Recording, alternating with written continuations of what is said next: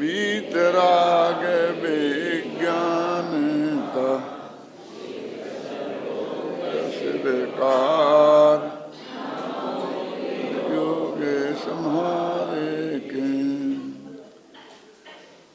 पहली ढाल में एक बात कही थी कि यों परिवर्तन पूरे करे, है ना, तहाँ ते चय थावर तन धरे। तो स्वर्ग में कल्पवासी हुआ और वहाँ से आके स्थावर में चला गया। तो स्थावर तो वो भी हैं जो निगोदिया हैं और वो भी हैं जो निगोदिया नहीं हैं। लेकिन बात कहाँ से शुरू हुई थी? काल अनंत निगोद मझार। तो यहाँ से शुरू हुई और यहीं पर खत्म होगी, तब परावर्तन पूरा होगा ना, एक चक्कर पूरा तब होगा ना, यानी वो फिर निगोद में चला जाता है। कौन? जो दूसरी ढाल में बताया कि मिथ्या दर्शन, मिथ्या ज्ञान और मिथ्या चारित्र जिसके होता है वो। अब तीसरी ढाल में बताया सम्यक दर्शन जिसके होता है वो। चौथी ढाल में बताया सम्यक ज्ञान होता है वो और देश चारित्र होता है वो। तो उसकी क्या दशा होती है? क्योंकि वो देश चारित्र भी मर करके स्वर्ग में ही जाता है और वो भी फिर वहां से एक इंद्रिय में चला जाता है। क्या वो मिथ्या दृष्टि जो स्वर्ग में जाता है ना नौवें ग्रीविक तक, वो उसकी कहानी थी। अब आपके पास किताब है ना, तो चौथी ढाल की बिल्कुल अंतिम पंक्ति देखिए। अंतिम छंद है ना, 15वां छंद, उसमें लिखी है बातें। 12 वृत्त के अति चार पन पन न लगावे, मरण समय संन्यास धार तसु दोष नसावे, यों श्रावक वृत्तपाल स्वर्ग सोलम उपजावे, तहाँ ते चय नर जन्म पाए, मुनि होए शिव जावे। है ना, संयोग की भावना का रास्ता निगोद की तरफ जाता है और अकेलेपन की भावना का रास्ता मोक्ष की तरफ जाता है। तो ये तीसरी चौथी ढाल में जो बात कही गई है ये मोक्ष के रास्ते की बात है और वो संसार में भटकने के रास्ते की बात थी। फिर इसमें एक शर्त लगा दी ना कि 16वें स्वर्ग तक जाएगा। देखो, और उसमें लिखा है कि वो 9वें ग्रीविक तक जाएगा। कौन? मिथ्या दृष्टि 9वें ग्रीविक तक जाएगा और इसके लिए अनुवृत्ति 5वां गुण स्थान वाला 16वें स्वर्ग तक जाएगा। ये क्या चक्कर है? 9वें ग्रीविक तो और आगे है, 16 स्वर्ग के आगे। कहना रखिए, सोचा कभी? वो द्रविलिंगी मुनि है और द्रविलिंगी मुनि 9वें ग्रीविक तक जाते हैं, है मिथ्या दृष्टि। और इस श्रावक का नियम है कि वो सम्यक दृष्टि भी हो तो 16वें स्वर्ग से आगे नहीं जाते। इसे तो भैया मिथ्या दृष्टि अच्छे, लेकिन उसके बाद की बात क्या है ना कि वहां से वो सीधा निगोद में चला जाता है और ये मोक्ष में जाता है। लेकिन एक बीच में आड़त और है, तहते चय नर जन्म पाए, वहां से चय करके मनुष्य होता है और फिर मुनि बनता है और फिर मोक्ष जाता है। तो ये भी मुनि और वो भी मुनि, कि ये भावलिंगी सच्चे मुनि राजों की बात है और वो अकेले क्रियाकांड के आधार पर मुनि पद धारण कर लिया और आत्मज्ञान से रहित ख्याल में वो मुनिराज की बात है। दोनों की बातें कितनी स्पष्ट लिखी हैं। अब जब मुनि होए तो फिर मुनि होने के पहले 12 भावनाओं का चिंतन होता है, इसलिए 5वीं ढाल में 12 भावनाओं की चर्चा है। फिर मुनि होता है तो कैसा होता है? तो शुरू में उसके 28 मूल गुणों की चर्चा है और बाद में जो अंतरंग भावलिंगी संतपना होता है, आत्मा के अनुभव की बात, शुद्धोपयोग, उसका वर्णन है। और फिर हम वहां पहुंच जाएंगे कि रही है अनंतानंत काल यथा तथा सिर परमय। ये छठाला की कहानी है। क्या एक कहानी गोल चक्कर काट के निगोद की निगोद में पहुंच जाती है और यदि ये रास्ता अपनाओ तो निगोद से निकलकर मोक्ष में पहुंच जाती है। अब तुम्हारे हाथ में बात है। कल सम्यक दर्शन की चर्चा की थी और उसे कहा था कि मोक्ष महल की प्रथम सीढ़ी याबिन ज्ञान चरित्रा सम्यकता न लहें सो दर्शन धारो भव्य पवित्रा। तो सम्यक दर्शन की प्राप्ति का जो उपाय बताया, तो सम्यक ज्ञान की प्राप्ति का उपाय क्या है, क्यों, उसके लिए क्या करें? कि कुछ नहीं। आजकल एक नया सिस्टम चला है, खासकर अमेरिका से आया है, अमेरिका में बहुत चलता है, 1 बाय 1 गेट फ्री। एक चीज खरीदो तो एक चीज फ्री मिलेगी। अखबार में आज आपने देखा होगा, यहाँ भी कोई मेला लगा है, उसमें भी ये सिस्टम अपनाया है, तो बहुत बिक्री हुई, सुना हमने, लोग टूट पड़े। क्या? एक चीज तो आप पैसा देके खरीदो और एक चीज मुफ्त में मिलेगी। जरा सोचो, मैं आपसे, एक समय सार आप पैसा देके खरीदो 50 रुपए में, तो एक समय सार आपको फ्री मिलेगा। तो कहते भैया तुम 25 रुपए में दे दो ना, बात तो वही हुई ना। 50 रुपए में 2 दोगे ना, तो 25 में 2 दे दो ना, कि नहीं 25 में नहीं देंगे। अब हमारी समझ में नहीं आती हिंदुस्तानियों की में कि इसमें क्या फर्क है कि 50 रुपए के 2 मिलेंगे और एक लोगे तो भी 50 रुपए का। क्यों, बोलो विमल जी? इसमें उनका थिंकिंग क्या है? बड़े व्यापारी वो हैं कि हम वो हैं कि एक चीज की तो हमें आवश्यकता है, तो वो चाहे 100 में मिलेगी तो भी हम खरीदेंगे, और दूसरी चीज की हमें आवश्यकता नहीं है। यदि हमने 25 रुपए में कर दिया आधी कीमत में, तो आप एक ही लेके जाएंगे, हमारी बिक्री तो बढ़ी नहीं, पैसा आधा हो गया। 2000 की बिक्री होती तो 1000 की रह गई। क्यों? अब उसमें क्या होगा कि बिक्री डबल होगी। एक चीज आप बिना आवश्यकता के ले जाएंगे, क्यों? तो वो बिना आवश्यकता के ले जाएंगे तो घर में थोड़ी रखेंगे, मंदिर में रख देंगे, ब्याई जी को दे देंगे, जमाई को दे देंगे, बेटी को दे देंगे। क्यों? तो एक ऐसे आदमी तक कि जिस तक हम पहुंच नहीं सकते थे, फ्री में भी देना चाहते तो उसे घर जाके देते, वो कह देता नहीं चाहिए हमको दे। क्यों? तो क्या करते, बोलिए? वहां तक ये हमारी चीज पहुंच गई। क्यों विमल जी? कि एक खरीदो तो एक, 100 रुपए का माल खरीदो तो 100 रुपए का फ्री में, ख्याल में है ना? लेकिन ऐसा नहीं है कि जो 100 रुपए का खरीदो तो 50 रुपए में नहीं मिलेगा।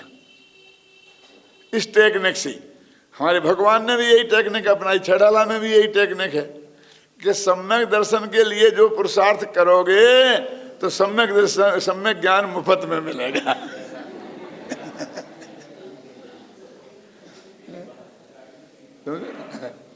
वो दोनों के लिए अलग अलग से कोई पुरुषार्थ करने की जरूरत नहीं है, और दोनों एक साथ ही प्रकट होते हैं। देखो, ये तो एक मैंने बताया कि ये 2 चीजें आपको दे देंगे। वहां क्या करते हैं कि एक जो बोतल है, उसी बोतल के साथ दूसरी बोतल को बांध के बिल्कुल पैक कर देते हैं, और एक के साथ एक फ्री है।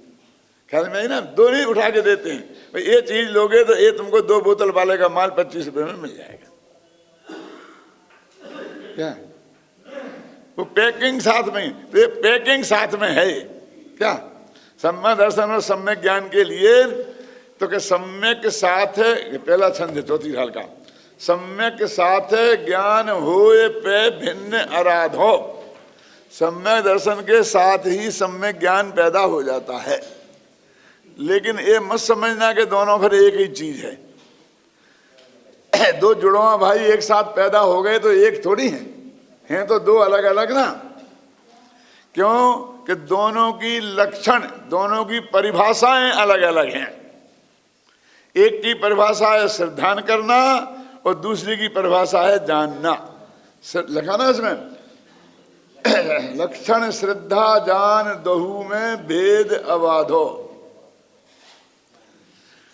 भाषा तो ऊपर ऐसी लिखी है, सम्यक श्रद्धा धारी पुनि सेवहु सम्यक ज्ञान ऐसा लगता है जो आगे पीछे होगी। पहले सम्यक दर्शन की सिद्धा धारण करो और बाद में सम्यक ज्ञान का सेवन करो। ऐसी भाषा है कि नहीं है? न? लेकिन वस्तुतः स्थिति ऐसी नहीं है। चाहे हम ऐसा कह लें कि जो पुरुषार्थ हमें करना है वो सम्यक दर्शन की प्राप्ति का है, और चाहे एक कह लें कि सम्यक ज्ञान की प्राप्ति का है, और चाहे एक कह लें कि दोनों की प्राप्ति का है, लेकिन है वो एक ही।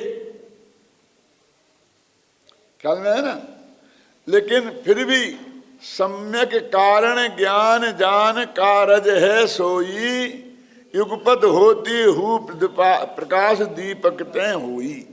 कहते फिर भी सम्यक दर्शन को कारण कहा और सम्यक ज्ञान को कार्य कहा। देखो जगत में ऐसी मान्यता है कि कारण पहले होता है और कार्य बाद में होता है, बीज पहले होता है और वृक्ष बाद में होता है, बाप पहले होता है पुत्र बाद में होता है। होता है क्या नहीं होता है? लेकिन यहाँ ऐसा नहीं है। ऐसा भी कार्य कारण संबंध होता है कि वे दोनों एक साथ पैदा हों, कार्य और कारण दोनों एक साथ पैदा हों। एक मैंने उदाहरण कल दिया था छोटा सा, कि वो पिता कब बना? जब बेटा पैदा हुआ, तो जिस दिन बेटा हुआ उसी दिन वो बाप बना। दोनों का एक काल है। ख्याल में है ना? यहां कह रहे हैं कि दोनों का एक काल है। तो उदाहरण दिया है कि दीपक जलाया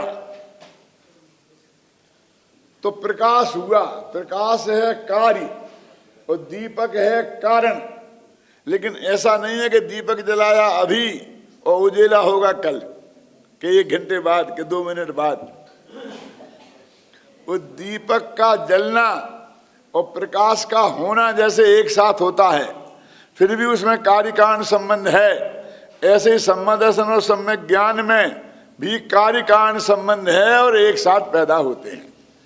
देखो वास्तव में बात ऐसी है कि जो सम्यक दर्शन की उत्पत्ति होती है शास्त्र में, उसे बोलते करण लब्धि में। थोड़ा सुना होगा कभी। तो उसके पहले होती है देशना लब्धि। तो गुरु के मुख से, भगवान के मुख से शास्त्रों को पढ़कर जो हम भगवान आत्मा को, जैन तत्वज्ञान को, 7 तत्वों को समझते हैं, वो भी तो ज्ञान है ना। सुनकर समझा, पढ़कर समझा, मति ज्ञान श्रुति ज्ञान में समझा ना, उसे भी शास्त्र में ज्ञान बोलते हैं, ज्ञान हुआ। लेकिन जब तक आत्मा, जैसा कि उसमें पढ़ करके हमने जाना है, सुन करके जाना है, डायरेक्ट अनुभव नहीं हो, तो तब तक उसे वास्तव में वो ज्ञान नहीं है, वो सम्यकपना उसमें नहीं है। ज्ञान तो है लेकिन सम्यकपना नहीं है। देखो इस उदाहरण से समझे कि एक आदमी के रेल में बैठा जाता था, वो भयंकर पेट में दर्द हुआ, वो तड़पने लगा। तो उस पड़ोसी में एक बैठा था आदमी, उसने जेब में से एक पुड़िया निकाली और कि भैया ये पुड़िया खाओ तो तुम्हारा दर्द ठीक हो जाएगा। कि जा तेरे जैसे बहुत, मैं सारे हिंदुस्तान के चक्कर काट के आया हूँ, इंदौर में मुखर्जी डॉक्टर को दिखाया, इतना इलाज किया, कोई तो मेरा पेट दर्द ठीक नहीं कर पाया। तू बड़ा वैद्य डॉक्टर बन गया, इस पुड़िया से मेरा पेट का दर्द ठीक हो जाएगा? नहीं। उसने कहा भैया उसमें तकलीफ क्या है, मैं पैसा तो मांग नहीं रहा हूं, मुफ्त की पुड़िया है, खा के देख, हो जाएगा तो ठीक है, नहीं होगा तो नहीं से। नहीं दिया। तो उसने क्या की कि वो पुड़िया वहां पर उसको दे दी हाथ में जबरदस्ती। तो अरुचि पूर्वक ले ली, लेकिन धीरे से फिर वहीं छोड़ दी, वो जमीन पे गिर गई। ख्याल में ना, वो पुड़िया जमीन पे गिर गई, पड़ी रही। वो अगले स्टेशन पे जिसने दी थी वो उतर गया। अब बहुत जब दर्द हुआ और कोई इलाज नहीं दिखा, तो उसको मन में आया कि खा के देखो, थोड़ा विश्वास तो हुआ ना। ज्ञान तो हुआ ही था, उसने बताई थी। तो अब थोड़ा विश्वास भी हुआ कि खा के देखो, हो जाए तो ठीक है, नहीं हो जाए तो ठीक। क्यों? तो ज्ञान और थोड़ा विश्वास वो खाने के पहले भी हुआ, नहीं हुआ होता तो वो खाता नहीं। क्योंकि पहले जब तक नहीं हुआ था तब तक उसने खाया नहीं, है ना। कुछ हुआ कि नहीं हुआ, विमल जी बोलो। फिर उसने वो पुड़िया खाई वो सचमुच 5 मिनट में वो दर्द ऐसा गायब हुआ जैसे गधे के सिर से सींग गायब है। अब उसको कितनी श्रद्धा हुई होगी सोचिए। लेकिन वो आदमी भी सामने नहीं है, उससे पूछा भी नहीं कौन से गांव का है, क्या एड्रेस है, क्या नाम है। अब वो उतर के चला गया। अब क्या करें? ना पुड़िया है, पुड़िया में क्या था, क्या दवाई थी, कैसी थी, कुछ पता नहीं है। अब जो पक्की श्रद्धा हुई और जो पहले खाते वक्त की श्रद्धा थी और जब वो मना उपेक्षा से फेंक दी थी तब का जो श्रद्धा की पोजीशन थी, वो तीनों में कुछ अंतर है क्या? नहीं। अब अपन को एक तो अश्रद्धा थी, वो तो हटा दें। अब 2 हैं, एक खाने के पहले उसके कहने से, क्यों, और दूसरे एक खाने से। तो दोनों का नाम तो श्रद्धा ही है। ख्याल में है ना? यदि उसे होता है जहर है मर जाऊंगा तो खाता नहीं 3 काल में। दवाई है और हो सकता है ठीक हो जाऊं, क्यों? तो वो 2 श्रद्धाएं हैं। तो ये जो जिनवानी को पढ़कर और गुरु के मुख से सुनकर जो समझकर जो श्रद्धा होती है वो वैसी है, और फिर अनुभव होने के बाद जो होती है वो पुड़िया खाने वाले के बाद की श्रद्धा है। अंतर समझ में आया कि नहीं है? फिर उसने क्या किया, नवभारत टाइम्स में विज्ञापन दिया कि ऐसा ऐसा एक आदमी मुझे रास्ते में मिला था, उसने मेरे से ऐसा ऐसा कहा था, पुड़िया दी थी और मैंने नहीं ली थी, लेकिन वो उनका कहीं भी होए तो मुझे वो जरूर पता अपना बताएं, संपर्क करें मेरे से। क्यों? लाखों रुपये विज्ञापन दिया, हर अखबार में, टीवी पे दिया, खोज करने लग गए। अरे भाई, यदि उस वक्त ही उसके सामने ही खा लेता तो ये बाद में इतना श्रम तो नहीं करना पड़ता। बोलो, ऐसे गुरु ने कहें सीख गुरु करुणाधार, करुणा करके सीख दी और हमने उपेक्षा से उसे उड़ा दी। ऐसे तो बहुत पंडित फिरते हैं छेड़ा लेकर के, क्यों? लेकिन वो पड़ी रही वहां, 2-4 बात कान में पड़ गई कि कुछ कहते थे, क्यों? जब भयंकर पीड़ा हुई और कोई रास्ता नहीं दिखा तो वो रास्ता अपनाया और थोड़ी शांति हुई तो फिर विज्ञापन देते फिरोगे। और तब तक हम रहे कि मर गए क्या पता, मिले कि नहीं मिले। तो वो जो ज्ञान तो पहले भी था, लेकिन जब वो पक्की श्रद्धा हुई तो उस ज्ञान का नाम सम्यक ज्ञान पड़ा। वो 7 तत्व उसने आज नहीं सीखे, वो तो पहले भी सीखे थे। और परसों भिन्न आत्मा है, ये पहले भी सुना था, छड़ाला की पंक्तियां बराबर रटी थी, सारी जिंदगी पाठ किया था अम्मा जी ने। क्यों? लेकिन वो नहीं आया था समझ में, तो नहीं आया। लेकिन जिस दिन वो सम्यक दर्शन पैदा होगा तो यही ज्ञान तुम्हारा सब सम्यक ज्ञान में परिणमित हो जाएगा। दृष्टि मिलनी चाहिए। हमारी यही हालत थी। हम शास्त्री हो गए थे, न्यायाधीश हो गए थे, रोजाना प्रवचन करते थे, इतना बढ़िया करते थे और बिना चैलेंज के कोई प्रवचन खत्म नहीं करते थे। न्याय शास्त्र पे बहुत अधिकार था ना, तो उसमें जो मजा तो नशा आ जाता है न्याय शास्त्र का, क्या?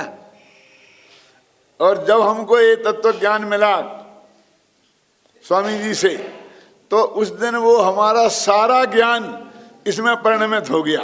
और आपको मिलेगा तो है ही नहीं, पहले का कुछ अध्ययन ही नहीं किया, काला अक्षर भैंस बराबर है, ख्याल में आए ना? तो एक एक अक्षर पढ़ना पड़ेगा, छठाला की क्लास में बैठना पड़ेगा, बेमल जी समझ लो।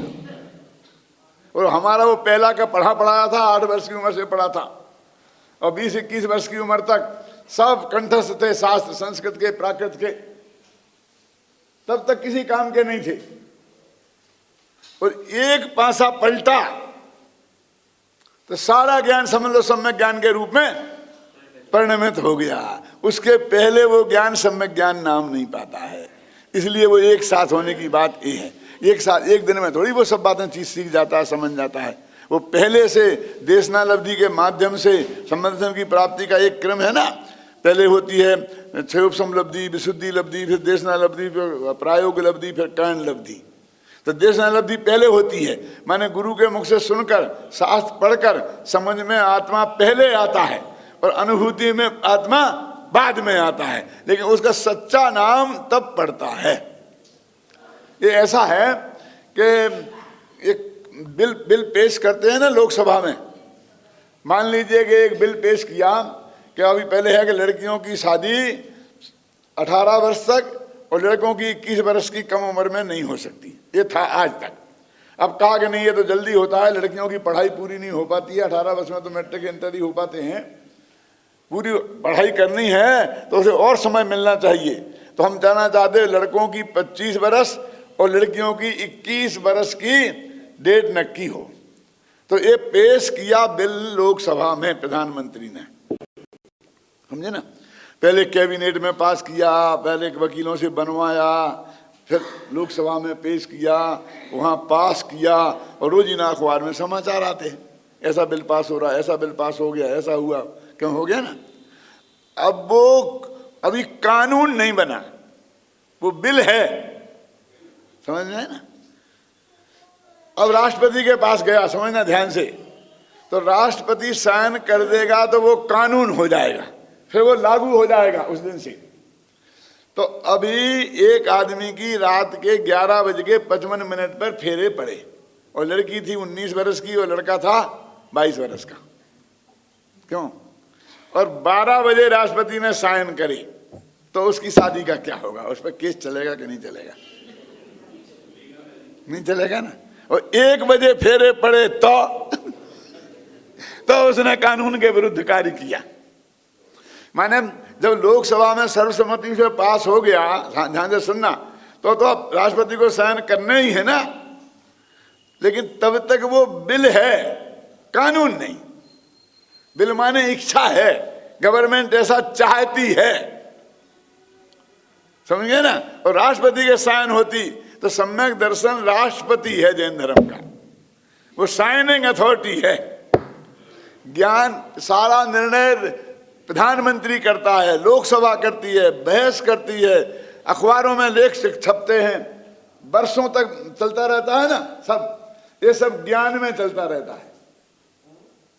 श्रद्धा साइलेंट बैठी रहती है और जब तक वो नया कानून नहीं बना तब तक काम कैसे होता है, पुराने कानून के अनुसार होता कि नहीं होता। तो तब तक श्रद्धा कैसी रहती है, जैसी अनादिकाल से है वैसी।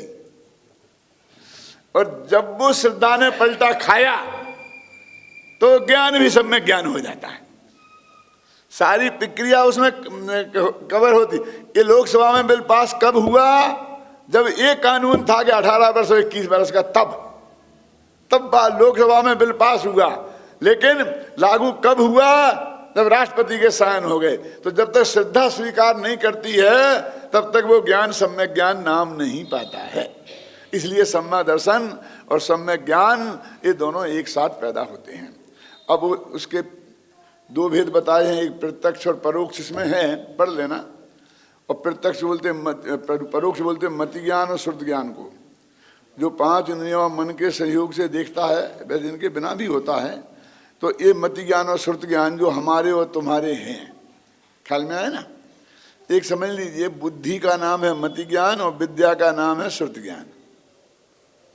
इंटेलिजेंस ये ना, वो एक तरह से मति ज्ञान है, और जो अध्ययन करके हमने सीखते हैं उसका नाम है श्रुत ज्ञान। मोटी मोटी बात है।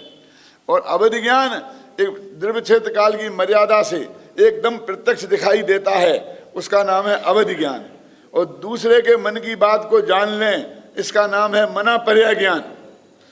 और अब देखिए, जो मैं जिस पर ध्यान दिलाना चाहता हूं, आपके पास किताब है ना, सकल द्रव्य, चौथा छंद, सकल द्रव्य के गुण अनंत पर्याय अनंता, जाने एक काल प्रगट केवली भगवंता। और संपूर्ण द्रव्य कितने हैं, संपूर्ण द्रव्य अनंत, और उनकी पर्याय कितनी है, अनंतानंत, है ना। इन सब को एक समय में बिना इंद्रियादिक के सहयोग के जो जान ले उस ज्ञान का नाम है केवल ज्ञान। देखिए, जब अपन ने केवल ज्ञान सब चीजें जान ली जाती है ना, तो भूतकाल की सब चीजें जान ली, भविष्य की सब चीजें जान ली, वर्तमान की सब चीजें जान ली, तो वो जान ली तो वो नक्की है कि नहीं है नक्की? बोलिए। आदिनाथ भगवान ने ये बताया था कि ये मारीच का जीव जो बैठा ना सामने, मेरा पोता, ये महावीर होगा। तो महावीर और मारीच में कितना फर्क है? एक कोड़ा कोड़ी सागर है ना, 10 कोड़ा कोड़ी सागर का होता है ना पूरा, तो ये चौथा काल होता है एक कोड़ा कोड़ी सागर का। ये चौथे काल के शुरू की बात है, ये चौथे काल के अंत की बात है।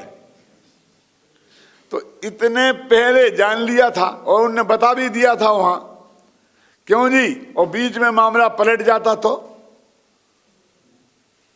जरा और गहराई से सोचो कि ये महावीर होगा और इसकी मां का नाम त्रिशला होगा और बाप का नाम सिद्धार्थ होगा, ये भी बताया था, ये भी उनने जान लिया था कि हाँ, तो ये भी नक्की था ना।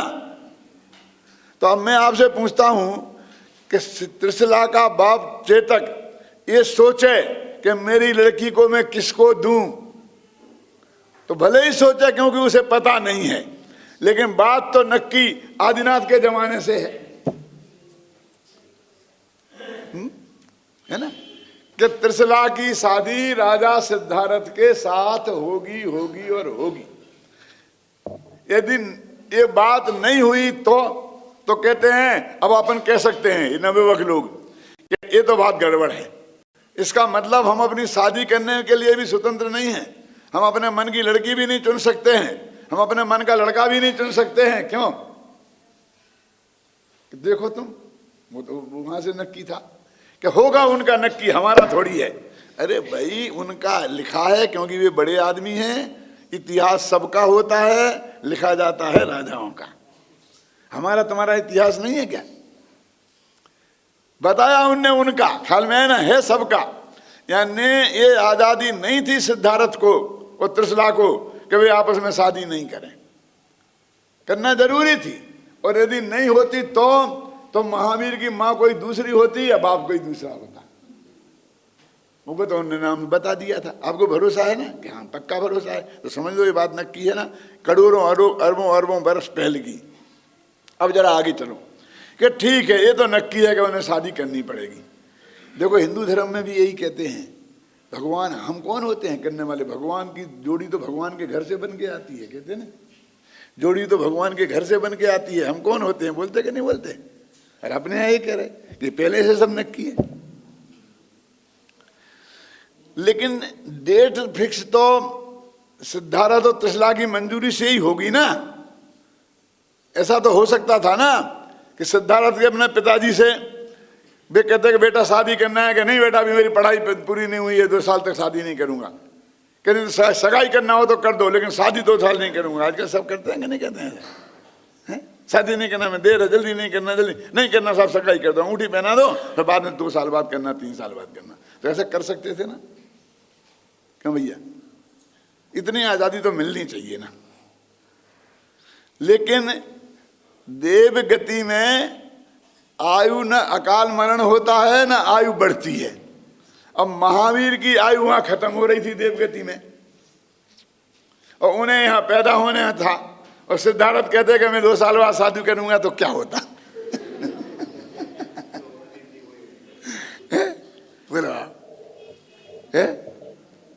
तो डेट भी पक्की थी कि हाँ, डेट भी पक्की है। तो ये जो केवली भगवान भविष्य की भी सब बातें जान लेते हैं, इस बात का विश्वास होने का अर्थ है कि भविष्य पूरा निश्चित है, ऐसा मानना।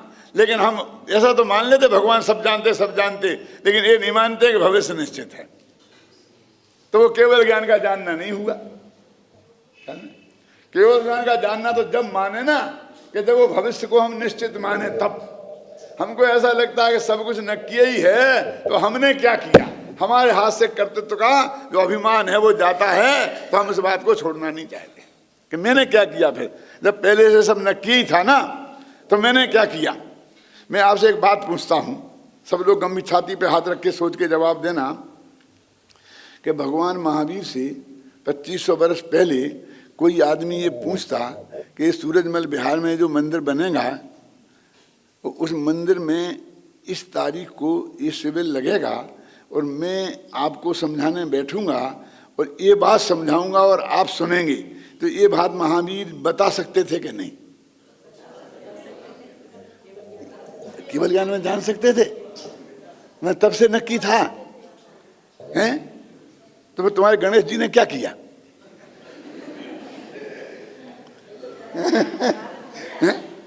ये फूले फूले फिर रहे, मैंने किया मैंने किया मैंने किया, क्या किया था? सब कुछ पहले से नक्की था।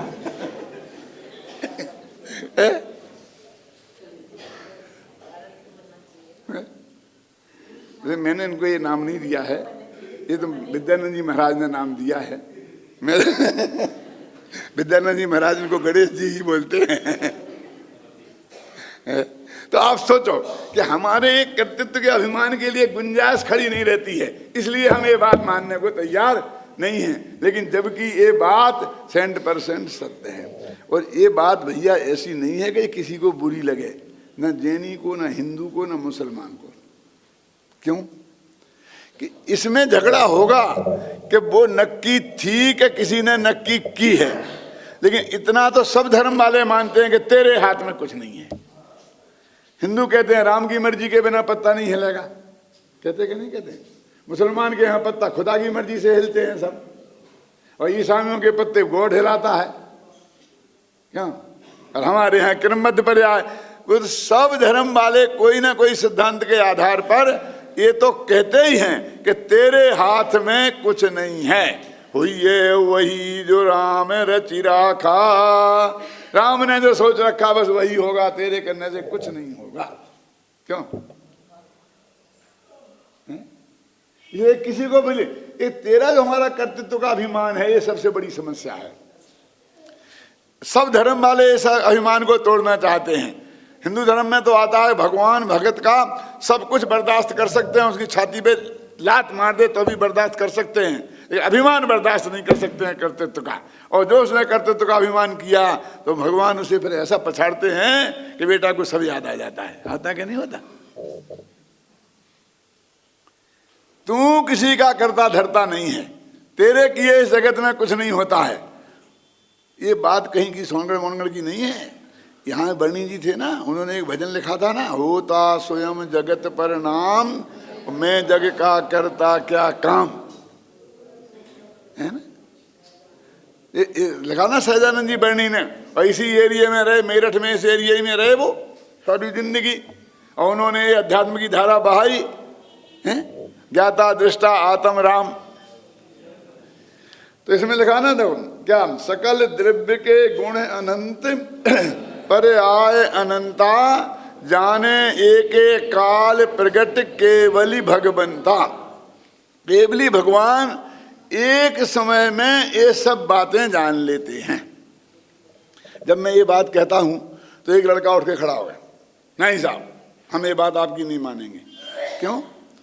अरे हम जब 4 पैसे की हांडी खरीदते हैं तो ठोक बजा कर लेते हैं, और तुम चाहते हो कि जिंदगी भर की सौदा है शादी का, वो बिना ही देखें ऐसा तुम्हारे कहने से क्रमबद्ध पर्याय के हिसाब से कर लें, हम नहीं मानेंगे, हम तो देखेंगे। मैं कहा जाओ बेटा देख के आओ, देखना, ठोकना बजाना मत, नहीं तो ठुक पिट के आओगे। अपनी पत्नी की तुलना 4 पैसे की हांडी से करता है, शर्म नहीं आती इसे? हम हांडी को ठोंक बजा के लेते हैं, ऐसा ठोंक। हमने बहुत अच्छे अच्छे ठोंक बजा के लेने वालों को देखा है, क्यों? और ऐसे लोगों को भी देखा है कि जिन्होंने अपनी शादी होने के पहले पत्नी को देखा ही नहीं था और पत्नी ने पति को नहीं देखा था। ऐसे भी लोग अभी हैं जिंदा, यहाँ भी बैठे होंगे, नहीं है? क्यों दादाजी, क्यों घबराते हो? मैंने भी नहीं देखा था।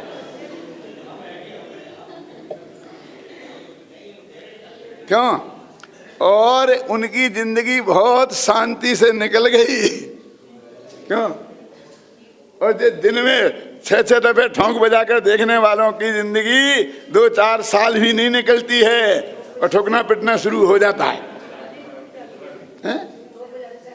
टूट जाती है कि नहीं टूट जाती है? बोलिए, क्या रखा है इसमें? ये देखने वेखने में ये लड़के नहीं मानेंगे, हम तो बराबर देख देख के सब करेंगे। क्यों? जिंदगी भर का सौदा है। मैं पूछता हूं बेटा, ये माँ बाप जिंदगी भर का सौदा है कि नहीं है? तो फिर तुमने ये ऐसी माँ कैसे चुन ली? काली कलूटी जिसके दांत निकले हैं, तुम्हें शर्म नहीं आती है? कि साहब इसमें मेरी क्या गलती है? ये तो पापा की गलती है। ठीक है, पापा की गलती सही, तेरी गलती नहीं है। क्यों? तो तुम भाई बहन कोई काला कलूटा दांत निकला हुआ हो जाए, पागल हो जाए, तो उसे अपना भाई मानेगा कि नहीं? बहन मानेगा कि नहीं? बोल कि मैं क्या करूं, हो गया। ठीक है, अब तो तू आज तो संभल गया है ना, तेरी शादी तूने बराबर लड़की को देख देख के चुन के की है। अब बच्चे भी एक से एक बढ़िया पैदा करना, गोरे भूरे सुंदर, एकदम कोई काला कलूटा पैदा ना हो जाए। क्यों? कि मैं क्या करूं, जैसा होगा हो जाएगा। अरे वाह, गजब हो गया। बाप जैसा मिले चलता है, माँ जैसी मिले चलती है, भाई बहन जैसे मिले चलते हैं, बेटा बेटी जैसे मिले चलते हैं। अकेली सारी अकल एक पत्नी पे ही लगाए। तो इतनी चीजें तूने बिना चुने जैसी मिल गई वैसी स्वीकार कर ली, तो उनमें एक और सही क्या फर्क है पड़ता है? ये भी तो सारी जिंदगी के सौदे हैं। क्यों? पड़ोसी कैसा होना चाहिए तेरे हाथ में है? क्या है तेरे हाथ में चुनना? अरे जो जगत का परिणमन है, सहज भाव से उसे स्वीकार कर, तो ये केवली भगवान को माना कहलाएगा, है ना? लिखा ना, सकल द्रव्य के गुण अनंत पर आए जनंता, वो जाने एक काल प्रकट केवली भगवंता। इसके बाद जितने भी छंद हैं इसमें, वो सब ज्ञान की महिमा के हैं, 10वें छंद तक। उसके बाद देश चारित्र की बात शुरू होगी। तो देखो कितनी कितनी बातें कही हैं। जो कोई मार्मिक बात पर मैं आपका ध्यान आकर्षित करूंगा। वैसे अपन पढ़ते हैं, ज्ञान समान न आन जगत में सुख को कारण। ज्ञान के समान इस संसार में कोई दूसरी चीज सुख के कारण नहीं है। हमारे क्या चाहिए? हमको रुपया चाहिए, पैसा चाहिए, धन चाहिए, संपत्ति चाहिए, और इससे ही सुखी होंगे। हमने ये मान के बैठा है कि साहब अपने पढ़ो लिखो, ये बिना ज्ञान के कुछ नहीं हो। क्या होता है? अच्छे अच्छे पढ़े लिखे MA PhDों को हमने बिना पढ़े लिखे सेठों के यहाँ पर नौकरी करते देखा है, उनके चक्कर खाटते देखा है। तुम क्या बात करते? क्या जरूरत है यहाँ राकेश? खरीद लेंगे 10-5 पंडित, आगे पीछे फिरेंगे, हम अपना माथा खराब क्यों करें? देखा ना, ज्ञान समान न आन जगत में। इसी में एक जगह ऐसा लिखा है कि धन समाज, यही लिखा ना 7वें छंद में, धन समाज गज राज बाज तो काज न आवे, और ज्ञान आपको रूप भयो फिर चले रहा। ये सही घटना सुनाता हूँ, भीलवाड़ा की है। ये तब की है कि जब मैं 19 वर्ष का था, मेरी शादी भी नहीं हुई थी राकेश। तो मैं पर्यूषण में प्रवचन करने भीलवाड़ा गया था, और वहाँ मैं प्रवचन करता था। तो यही गाथा में सुना रहा था। मुझे याद, जब जब ये बात आती है तो मुझे याद आ जाती है वो घटना। तो जब मैं बहुत देर तक समझाता रहा, तो एक सेठ थे वहाँ, गोरीलाल जी अजमेर। अब तो बेचारों का स्वर्गवास हो गया, मेरे दादाजी की उम्र के होंगे, उनके पोते हैं अभी। तो एकदम खड़े होके बोले, क्या घंटे भर से लग रहे हैं सेठों की निंदा और पंडितों की प्रशंसा। एकदम गुस्से में बोले। मैंने कहा, सेठ जी, न ये सेठों की निंदा है न पंडितों की प्रशंसा है, ये तो ज्ञान की प्रशंसा है और धन की निंदा है, जो शास्त्रों में कहीं अपनी तरफ से नहीं बोल रहा हूं मैं। लिखा ना, धन समाज के जहाजबाज तो काज न आवे। और भाई ऐसा भी तो हो सकता है कि कोई पंडित सेठ हो, वो भी तो धनवान हो सकता है, नहीं हो सकता है क्या? इसलिए आप ऐसा क्यों मान के चल रहे हो ये आपकी निंदा और मेरी प्रशंसा है? मैं भी कल तुम जैसा सेठ हो सकता हूं। तब मैंने ऐसा कहा तो एकदम बोले, अरे हमें अनुभवी है, तुम्हारे जैसे तो मेरे पोते खेलते हैं भरी सभा में। तुम्हारे बराबर तो मेरे पोते खेलते हैं, हम अनुभवी लोग हैं। तो मैंने कहा, मेरे को भी गुस्सा आ गया, उस वक्त बहुत आता था, अभी भी कम नहीं आता है।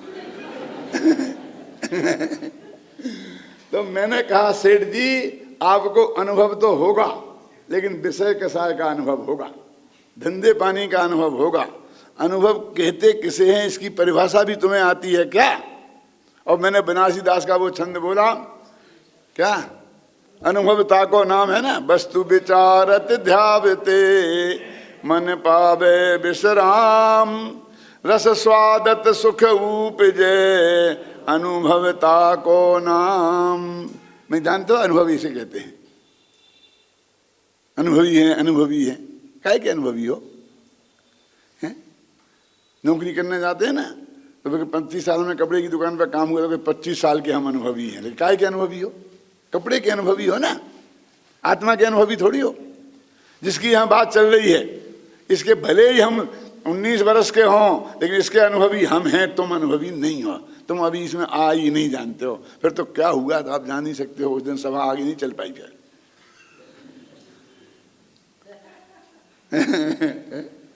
उस जमाने में आज से 50 साल पहले कोई सेठों के सामने कोई पंडित ऐसा बोल सके? संभव ही नहीं था। तो जो होना था वो हुआ, समझ लो। लेकिन मैं तो उस जमाने में भी ऐसा बोला। तो देखो ये लिखा ना इसमें कि ज्ञान समान न आन जगत में सुख को कारण, ओ धन समाज गज राजवाज तो काज न आवे, और ज्ञान आपको रूप भयो फिर अचल रहावे। फिर वो अनंत काल तक रहेगा केवल ज्ञान। तास ज्ञान को कारण सुपर विवेक बखानो। वो केवल ज्ञान होगा कैसे? जब पहले हम अपने और पराये की पहचान करेंगे तब होगा। इसलिए हे भव्य जीवो, कोटि उपाय बनाए भव्यता को उरे आनो। करोड़ उपाय कर करके भी तुम उसको प्राप्त करने की कोशिश करो। लिखा ना, यहां तक लिखा देखो, कोटि जन्म तप तपे ज्ञान बिन कर्म झरे जे, ज्ञानी के जन माही त्रिगुप्ति ते सहज टरे ते, मुनि विद्याधार अनंत बार ग्रही के उपजायो, पे निज आत्म। ये जो कोटि का जन्म तप तपे लिखा ना, इसमें अष्ट पहाड़ में बिल्कुल हूबहू गाथा है, वो की पद्यानुवाद कर दिया है। उसमें लिखा है करोड़ जन्मों तप तप तपो, लेकिन ज्ञान नहीं है। ज्ञान बिन कर्म झरे जे, ज्ञान के बिना जितने कर्म झरेंगे ज्ञानी के, उससे कई गुना एक क्षण में खत्म हो जाएंगे। ये तो लिख दिया कि झरेंगे, झरते ही कहाँ हैं? सुनो, बहुत मार्मिक बात है कि जब पांडवों ने जीत के चक्रवर्ती सम्राट हो गए और उन्होंने अश्वमेध यज्ञ किया, अश्वमेध यज्ञ के बाद में उन्हें किमिक्षिक दान दिया। किमिक्षिक दान का मतलब ये होता है जो आप चाहो वो मांग लो और वो दे देंगे। और उसके बाद जब वो यज्ञ पूरा हुआ तो वहां उन्होंने श्री कृष्ण से कहा कि आप हमको बहुत लोभी लोभी कहा करते थे, अब आप बताओ ऐसा हवन यज्ञ आज तक किसी ने किया है क्या? क्या कोई कर सकता है क्या? एक बार जरा हमको और लोभी कह के बताओ। इतने में ही एक न्योला वहां आया जिसका आधा शरीर सोने का था और आधा जैसा न्योले का होता है वैसा था, चितकबरा था वो। तो वो हवन यज्ञ की राख में लौटने लगा और लौटते लौटते उदास हो गया। तो वहां श्री कृष्ण ने पूछा, भैया क्यों हो गए उदास? तो उस न्योले ने जवाब दिया कि मैं, एक दफे की घटना है, भयंकर अकाल पड़ रहा था, एक घर में 7 दिन से सब भूखे थे, माँ बाप बच्चा बच्ची सब, चारों आदमी। खाने की कुछ व्यवस्था हुई, सत्तू मिला कहीं से थोड़ा बहुत, तो वे मिल बांट के खाने लगे। इतने में ही एक साधु आया और बाहर से भीख मांगते हुए बोला कि मैं 14 दिन का भूखा हूं, 2 सप्ताह का, कुछ घर में हो तो दे दो। तो वे सोचे कि अपन तो 7 ही दिन के, ये तो 14 दिन का है। तो पिता ने अपना हिस्सा दे दिया। तो उसने खा के बहुत आशीर्वाद दिया, कहा अभी आत्मा तृप्त नहीं हुई। तो माँ ने दे दिया, फिर भी उसने तृप्त नहीं हुई, तो बेटे ने दे दिया, बेटी ने दे दिया, चारों ने दे दिया। उसने खाया वहां और वे भूख के मारे चारों ही मर गए, समझना। अब मैं वहां से निकला तो वो जो सत्तू उनने दान में दिया था कुछ जमीन पे गिर गया था, तो मेरे शरीर को वो जहां जहां लगा वहां वहां शरीर सोने का हो गया। अब बाकी वैसा रह गया, बहुत थोड़ा नीचे गिरा था, ख्याल में है ना। अब मैं जब से तीरथ घूम रहा हूं, संतों के यहां जा रहा हूं कि कहीं जाकर गंगा जी में बहुत नहाया, गोते लगाए, लेकिन ये बाकी का शरीर सोने का नहीं होता है। तो मैंने सुना कि पांडवों ने महायज्ञ किया है किमिच्छिक दान देकर, ध्यान से सुनना। तो यहां मेरी तृप्ति जरूर पूरी हो जाएगी। तो तुम्हारी यज्ञ की राख में घंटे भर से लौट रहा हूं, लेकिन कुछ नहीं हुआ। श्री कृष्ण बोले भैया कुछ समझ में आया क्या कह रहा है? कि हाँ साहब समझ में आया कि हमारा ये बड़ा भारी दान किमिच्छिक दान उस ब्राह्मण के बराबर है जिसने वो दान दिया था ना सत्तू का। तो उन्होंने कहा तुम्हारी समझ में कुछ नहीं आया। कि क्यों? कि उसके बराबर होता तो बाकी का शरीर सोने का हो जाए। समझ में आया ना? उसके बराबर भी नहीं है। उन्हें कहते हैं भगवान भक्तों का अभिमान बर्दाश्त नहीं करते, वो ऐसा नक्शा दिखाते हैं उन्हें, ख्याल में है ना। तो ऐसे ये कहते हैं कि कोटि जन्म जन तपे ज्ञान बिन कर्म झरे ने झरते ही कहाँ है? ज्ञानी के क्षणमाई त्रिगुप्ती ते सहज टरे थे, है ना। मुनि बिरधार अनंत बार गई भी को उपजायो। ये कोई दूसरों की कहानी नहीं है, हमारी तुम्हारी कहानी है। जो आत्म ज्ञान बिना सुख लेस न पायो, ये ज्ञान की जो बात चल रही है वो आत्म ज्ञान की बात चल रही है कि साहब हमारा ध्यान तो बस एजुकेशन पे ही है। हमने इंजीनियर कॉलेज खोल दिया, मेडिकल कॉलेज खोल दिया, हमने सब पूजनियों के बच्चों के लिए व्यवस्था कर दी, हमारा भजन तो ज्ञान पे ही है। ये ज्ञान नहीं है, ये अज्ञान है भाई साहब। यहाँ तो आत्मज्ञान की बात हो रही है।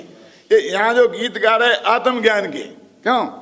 और तुमने इस लौकिक ज्ञान पे इसको ठोक दिया, ऐसी बात ये नहीं है, ख्याल में है ना। तो ये ज्ञान की महिमा की बात है। अब वो कहते हैं हम अधिक क्या कहें। देखो 8वां छंद पढ़ो। जे पूरब शिव गए जाई अरु आगे जे हैं,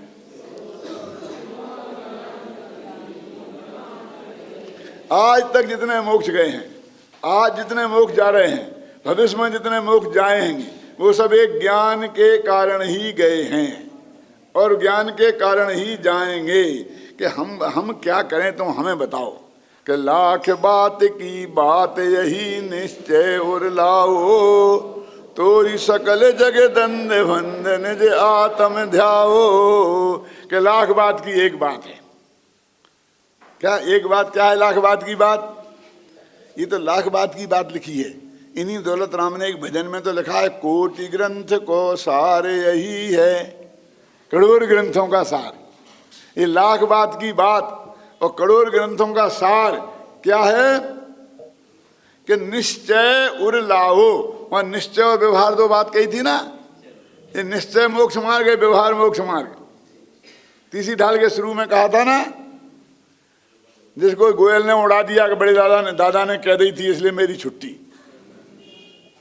अरे उड़ाने की चीज नहीं है, दादा ने कह दी तो भी कहो कहो कहो। क्या समझ में है ना? जो निश्चय उर लाओ, उसमें जो हमने निश्चय सम्मत दर्शन ज्ञान चारित्र की बात करी, तुम उसको हृदय में लाओ। निश्चय और लाओ है ना। और तोड़ी सकल जग दंड फंद निज आत्म ध्याओ। अपने आत्मा का ध्यान करो सारे जगत के दंड फंद छोड़कर। अब दंड फंद किसे कहते हैं आप जानते हो? क्या आप क्या बात करते हो? आप हमें दंड फंद सिखाओगे? अरे हम दंडबंध जानते ही नहीं है, करते भी हैं। भैया करते होगे लेकिन जानते नहीं हो। तो क्या है देखो, इसी में से बताता हूं। निज आत्म ध्याओ, अपने आत्मा का ध्यान करना, इसके अलावा जो कुछ भी है वो सब द्वंद्व फंद है। ये जानते हो, ये अपनी क्लास चल रही है, क्या है? द्वंद्व फंद है। समझ में है ना? समझ में आया कि नहीं? है? अपने आत्मा के ध्यान, व्रत, उपवास, शील, संयम, पूजा पाठ, सिद्धक विधान, समझे ना? ये सब क्या है? हम तो समझते हैं कि धंधा पानी, दुकानदारी, छल कपट, कि ये तो महाद्वंद्व फंद है ही। इसको तो तुम भी द्वंद्व फंद जानते हो, ख्याल में आया ना? लेकिन कहते हैं सारे द्वंद्व फंद छोड़कर एक आत्मा का ध्यान करो, तो सारे द्वंद्व आत्मा के ध्यान के अलावा सब चीजें द्वंद्व फंद कहलाई कि नहीं कहलाई? मैंने कल कहा था ना, भगवान महावीर को केवल ज्ञान हुआ था तो प्रवचन करते करते हुआ था क्या? कि प्रवचन सुनते सुनते हुआ था क्या?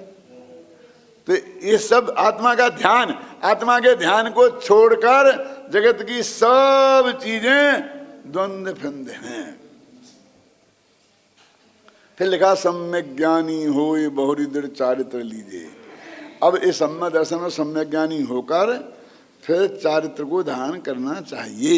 इसके पहले चारित्र होता नहीं। कितने डंके की चोट ये बात लिखी है, देखो। ये छेड़ाला में है, ये जयपुर से नहीं लाया हूं, ये दिल्ली में दिल्ली वाले पंडित ने लिखी है 200 वर्ष पहले, है ना? क्या लिखी है? कि सम्यक ज्ञानी होए बहुर दृढ़ चारित्र लीजे, एक देश अरु सकल देश तसु भेद कहीजे। वो दो प्रकार का है। पहले सम्यक दर्शन और सम्यक ज्ञान हो जाए तो फिर चारित्र लो। और कैसा चारित्र लो? लुंज पुंज नहीं, दृढ़ लिखा ना, दृढ़ चारित्र लीजिए, लिखा ना, फिर लिखा, फिर लीजिए। पहले सम्यक ज्ञान होना चाहिए, इसके बिना नहीं शुरू होगा। और वो एक देश और सकल देश, तो एक देश का वर्णन ये बाकी के छंद जो चौथी ढाल में है ना, इनमें होगा। और फिर सकल चारित्र का वर्णन छठवीं ढाल में होगा। बीच में ये 12 भावनाएं आ जाएंगी। ख्याल में? आज की चर्चा तो हुई, तो कल ये यहां से कौन से 11वें छंद से ये ढाल और बाकी 5वीं ढाल की चर्चा अपन कल करेंगे।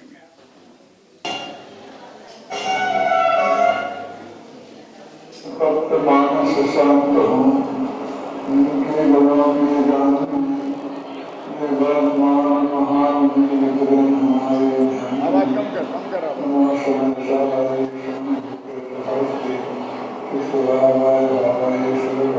आवाज कम कर।